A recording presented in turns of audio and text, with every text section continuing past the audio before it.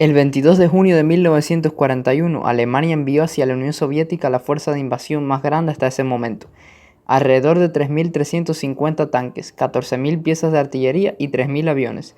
Sin embargo, el 5 de diciembre de ese mismo año la operación fracasa, y no solo eso, sino que el ejército soviético logró alejar los 250 kilómetros de su capital. ¿Fue solamente el ingenio del Ejército Rojo o fue su poder armamentístico el que logró esta increíble hazaña? Mientras todo esto ocurría, al oeste, Alemania luchaba también contra Inglaterra, una potencia mundial. ¿Eran los hermanos tan fuertes como para tener tantos enemigos a sus alrededores? Esta y otras preguntas responderemos a lo largo de este video, y además haremos una comparación por puntos entre el eje y los aliados. Pero antes de seguir viendo este video, deja en los comentarios cuál ejército crees que fue más poderoso. Primero empecemos comparando su capacidad industrial. Alemania inició la guerra con una ventaja en preparación militar, habiendo aumentado su gasto en un 2.300% entre 1933 y 1938, mediante instrumentos financieros como los bonos MEFO, una manera inteligente de financiar gastos militares a espaldas del pueblo y los demás países, violando el Tratado de Versalles.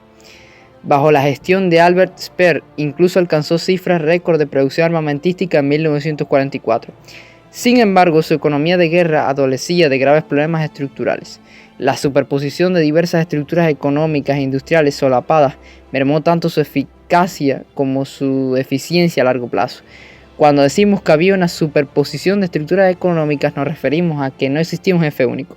En su lugar, una maraña de generales, ministros, jerarcas nazis y empresarios tiraba cada uno para su lado, compitiendo por los recursos y dando órdenes contradictorias. Esto creaba un caos burocrático que, aunque Albert Speer logró mitigar en parte, hacía que desperdiciaran recursos valiosísimos y ralentizaba la producción. Pero bueno, seguimos. Alemania carecía de acceso autosuficiente a recursos críticos como petróleo, dependiendo de importaciones de Rumanía y de combustibles sintéticos vulnerables a bombardeos. Solo controlaba 6 de 21 minerales estratégicos esenciales para la producción de acero y electrónicos. Para suplir la escasez de mano de obra, el régimen nazi dependió masivamente de trabajadores forzosos y esclavos, que llegaron a ser 7.5 millones en 1944, lo que generó problemas de productividad y sabotaje. A diferencia de los aliados, Alemania fue resistente a incorporar masivamente a las mujeres en su sector industrial. Capacidad industrial y recursos de los aliados. Los aliados poseen una ventaja abrumadora en recursos industriales, naturales y humanos, que supieron movilizar de manera eficiente. Estados Unidos, el arsenal de la democracia, experimentó un boom económico. Su Producto Nacional Bruto se duplicó, pasando de 91.000 millones en 1939 a 166.000 millones en 1945. Su capacidad de producción masiva era insuperable, fabricando desde barcos Liberty hasta tanques, y su acceso a recursos naturales era vasto, controlando 2/3 del petróleo mundial. La Unión Soviética demostró una resiliencia extraordinaria.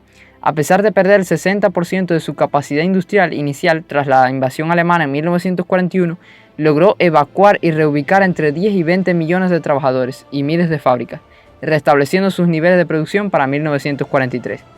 El programa Lend-Lease de Estados Unidos fue crucial, proveyendo a la URSS y Reino Unido de 450.000 camiones, 2.000 locomotoras y alimentos, lo que sostuvo su esfuerzo logístico. Gran Bretaña, por su parte, aprovechó su imperio global para acceder a mano de obra, materias primas y recursos, con contribuciones clave como la producción de radares y el dominio de la Royal Navy. Además, los aliados integraron masivamente a las mujeres en su fuerza laboral, con las británicas representando el 38% del total, lo que les permitió mantener una producción bélica continua y de alta calidad. Conclusión de la comparación. La ventaja aliada no radicó solo en el volumen, sino en su capacidad de coordinar una estrategia global que integraba su superioridad industrial, acceso a recursos ilimitados e innovación tecnológica. Alemania, aunque era inicialmente eficiente y tenía avances técnicos notables, dependió de una explotación insostenible de recursos humanos y materiales, careció de acceso a materias primas clave y adoleció de una planificación económica fragmentada. Esta disparidad estructural, donde la economía de los aliados era simplemente mejor, más resiliente y organizada, decidió el resultado de la guerra. Así que los aliados se llevan el primer punto. Vamos a ver ahora la tecnología e innovación por parte de Alemania. Alemania nazi se caracterizó por desarrollar algunas de las innovaciones más revolucionarias y visionarias de la guerra, muchas de las cuales definieron el futuro de la tecnología militar. Su enfoque se centró en crear armas maravilla, cualitativamente superiores para compensar su desventaja numérica. creó el primer caza a reacción operativo del mundo, el Messerschmitt Me-262, y el primer misil balístico, el V-2, con el cual bombardearon Londres. También desarrolló aviones cohete como el Me-163 Comet, submarinos tipo 21, que eran los más avanzados de su época, y tanques como el Panzer, también conocido como Panthers o Panteras. Sin embargo, estas innovaciones estaban plagadas de problemas. A menudo se enviaban al campo de batalla de forma prematura, con fallos técnicos y de fiabilidad. La producción masiva se veía obstaculizada por la complejidad de los diseños, la escasez de materiales críticos y la competencia interna, y además la burocracia entre diferentes departamentos, que priorizaban sus proyectos personales sobre una estrategia coherente. En definitiva, la ventaja tecnológica alemana fue brillante pero dispersa, tardía y mal gestionada, incapaz de cambiar el rumbo de la guerra de forma decisiva. Vamos a ver ahora la tecnología e innovación de los aliados. La estrategia de los aliados en tecnología no se basó en milagros aislados, sino en la innovación práctica, la estandarización y la producción masiva. Su mayor fortaleza fue la colaboración efectiva entre científicos, industrias y militares, canalizada hacia objetivos claros. Mientras Alemania desarrollaba la V2, el proyecto Manhattan aliado creó la bomba atómica, el arma definitiva. La invención británica del magnetrón de cavidad permitió miniaturizar radares y ponerlos en aviones, ganando la batalla de Inglaterra y la guerra contra los U-Boats. La computadora Colossus descifraba mensajes de los alemanes proporcionando inteligencia vital. Estados Unidos perfeccionó la producción en cadena, no solo de tanques robustos como el Sherman, sino también de aviones como el P-51 Mustang, cuyo motor Rolls-Royce Merlin lo convertía en el mayor caza de propulsión de la guerra. A diferencia de Alemania, los aliados integraron sus avances rápidamente, priorizaron la fiabilidad sobre la complejidad y los produjeron en números abrumadores. Su enfoque fue estratégico, coordinado y abrumadoramente eficaz. Conclusión de la comparación. Esta carrera tecnológica representa el choque de dos filosofías opuestas: la innovación visionaria pero caótica de Alemania contra la aplicación práctica y coordinada de los aliados. Alemania produjo ideas más revolucionarias para una guerra del futuro, pero su falta de recursos, su pésima gestión y sus enfoques fragmentados le impidieron capitalizarlas al tiempo. Los aliados, en cambio, innovaron en los campos que importaban, aseguraron su superioridad en el aire, el mar y la inteligencia, y produjeron tecnologías fiables a una escala masiva. Al final, la guerra no la ganó el bando con las ideas más audaces, sino el que fue capaz de llevar las ideas más efectivas del laboratorio al campo de batalla, de manera eficiente y decisiva. En este ámbito también se lleva un punto los aliados. Vamos ahora al siguiente punto, la logística y el control naval de Alemania. La estrategia naval alemana se basó inicialmente en una poderosa fuerza de superficie, pero tras las tempranas pérdidas de buques capitales como el Bismarck, su esfuerzo se volcó casi por completo en la guerra submarina indiscriminada. La flota de U-Boats, comandada por el almirante Dönitz, fue una amenaza masiva y casi logra estrangular las líneas de suministro británicas durante la batalla del Atlántico. Sus tácticas de manada de lobos eran innovadoras y letales. Sin embargo, esta estrategia dependía de factores que Alemania no pudo controlar.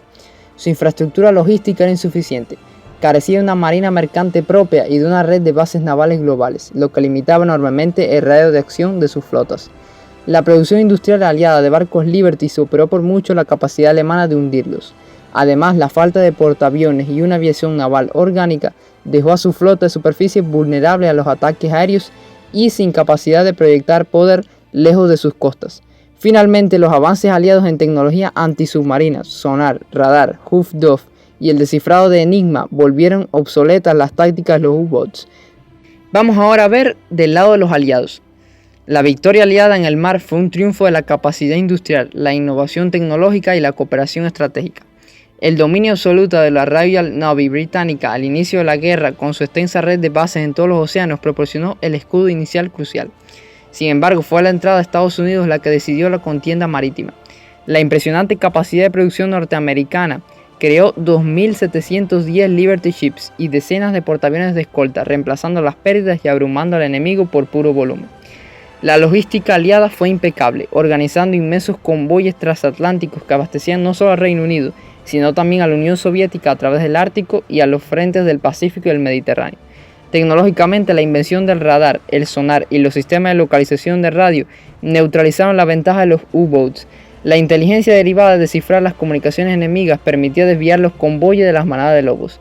Esta combinación de poderío industrial, dominio técnico y superioridad en inteligencia aseguró el control total de las rutas marítimas globales.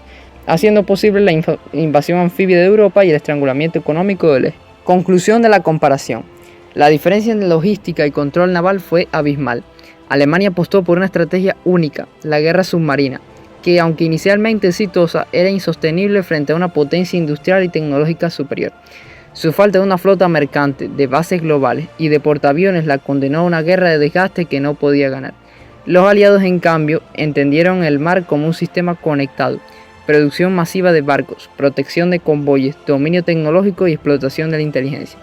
No se limitaron a combatir al enemigo, sino que aseguraron sus propias líneas de suministro globales, mientras cortaban las del adversario.